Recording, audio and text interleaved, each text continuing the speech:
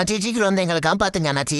டேய் என்னாச்சு என்னாச்சு உங்க எல்லாத்துக்கும்? அண்ணாச்சி நாங்க எல்லாரும் இப்ப பெரிய பசங்கள் ஆயிட்டோம், எங்களுக்கு இப்ப இந்த இடமே பத்த மாட்டேது அண்ணாச்சி, ஏதாவது பண்ணுங்களேன். நீங்க சொல்றதும் கரெக்டு தான்டா. உங்களுக்கு இடம் பத்த மாட்டேது. ஒன்று பண்ணுவோமா, பாதி பேர் இந்த டேங்க்ல விட்டுருவோம், மீதி பேரை இன்னொரு டேங்க்ல நான் மாத்திடுறேன். அது யார் அந்த டேங்க் போறான்னு நீங்களே டிசைட் பண்ணிக்கோங்க. ஓகேயா? ஐயா இதுவும் நல்ல ஐடியாவா தான் இருக்கு. சரி மாப்பிள, நம்ம எல்லாம் சேர்ந்து அந்த தொட்டிக்கு போயிடுவோமா? வா வா, இதுல நம்ம ஜம்ப் பண்ணி ஏறிக்கலாம். வாங்க வாங்க போலாம் போலாம். கப்பல் கிளம்பிடுச்சு. சூப்பர்.